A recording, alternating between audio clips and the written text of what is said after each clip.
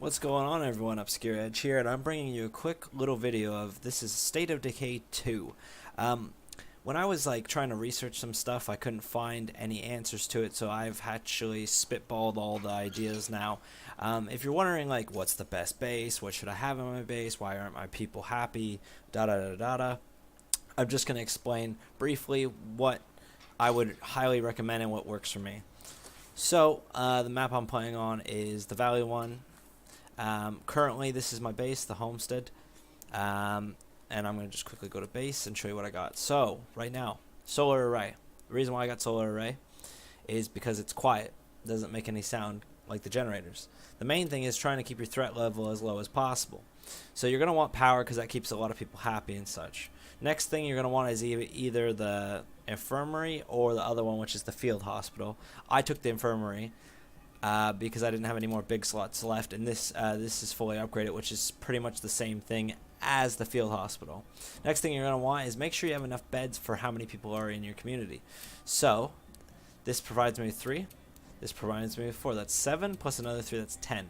I have 10 people, or 9 people in my community, so I could even get one more, and they'll all have their own bed. Next thing is to either have your outpost set to stuff like water or electricity in case you don't want this kind of stuff in your base. Personally, with my outpost, I did 1 ammo, 1 food, 1 medical, and 1 fuel, so that gives me 1 of everything. Because in my base, I have my own well, which provides me with water, and I made a solar array, which provides me with power. So that's what works out for me. Upgrading your storage, either if you don't want to have more food and stuff, you could have one that gives you better storage for materials. It just depends on what you want to have. This gives me better food, storage, and medical, and as you can see, is my medical is 43 and it's not decaying because I have the upgraded storage. Workshop. Okay, if you're having problems like taking out your plague hearts in the beginning of the game, this helps because you can make craft soda can bombs. It takes about 7 to 8 of these babies to blow up the plague heart, but early on in the game, these will help you before you get better weapons. At least I found. As well as you could create, once you get people that are once you got certain people that are with their qualifications like mechanic or medical, whatever, it gives you different things to craft. So I got a mechanic, which allows me to make repair kits, which is helpful for my vehicles. So also going over, let's see what else I have. I have kitchen that was integrated into my base already as well, which allows me to do stuff like for instance 15 morale, just because I'm going to spend 1 food and it'll boost morale. So why not do that, right?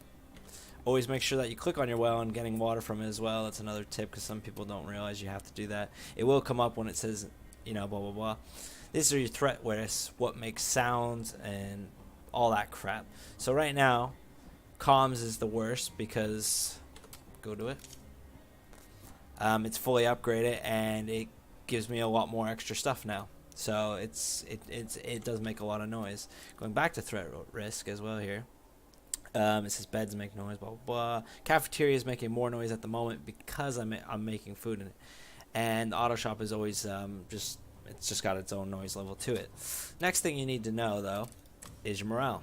Clicking on the morale will allow you to see what your issues are, to why your morale is either in the negatives or not as plus as you would like. So I have a character in my group named Abraham. Let me say his name again, Abraham, who would really like me to have a garden. As you can see, I have no room for it. I also have 3 people are giving me -7 because there's no watchtower. I'm going to explain that to you in a second. -3, awful fashion sense. As far as I know, I can't fix this. This character will always be negative. That, as far as I can know, that's just as much research as I found on it. So this person, no, we're not helping them. So this person is complaining about the noise, but there's pretty much always going to be noise. So if you're having negatives due to certain survivors, sometimes it's better just to find the survivor. So Maddie, fashion sense, right? And it'll tell you all this other stuff. And it says a noise ear to community members -3. So she annoys other people. Orange is the perfect color. It goes with everything. You know what kills me is the fact that she's not wearing anything orange, so I don't understand what the whatever. Anyway, regardless. So if you're having problems with certain people, your only choice is to actually exile them, which is unfortunately what you have to do for certain survivors. So if you're just starting the game and you're recruiting everyone you see, you need to actually make sure that you go, and when you click or when you talk to them, it'll say show survivor, blah, blah, blah, and it'll show you all their stuff. But you need to check this stuff before getting them on your team, whereas I didn't. That's why I have these two. And now if you look at their stats, they're so fully leveled, and they, like, she's good at cooking and he's good at electronics. I don't want to get rid of them, but they're giving me negative morale. So realistically, I should be exiling them and getting 2 new survivors in their place and leveling them. So that's another tip. Exactly what I have in my base is what I would, let's get rid of this, what I would recommend in the base. Make sure you have enough beds for all your survivors. So if you want a smaller crew, you could get rid of one of these beds and add something else as well. I would highly recommend the solar array if you're wanting it in your base, and if you find a base with a well, that also is nice. Now, the auto shop. This is one of the main things of this video some of you might be waiting for. The auto shop is not essential, but it helps, and this is what I'm going to explain to you. Realistically, I shouldn't have my auto shop right now. I should have had it earlier on, but because I didn't, I've built an auto shop, and I am making armored vehicles. And I'm going to go out here and show you. Actually, quickly, we're also going to armor one specifically, just to show you guys. Fresh water would be a massive boost right about now. Okay, and he's complaining about water, so let's just see how my water is no longer being collected. So make sure someone starts collecting that.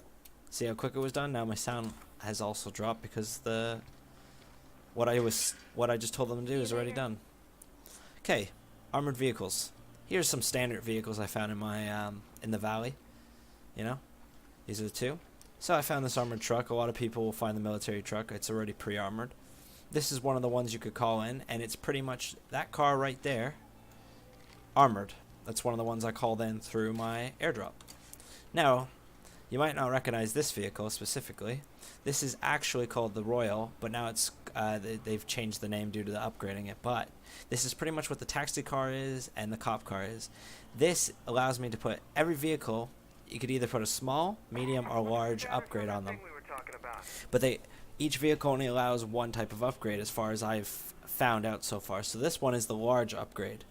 And this has improved the car not just by look and armor, but handling and a bunch more and other things.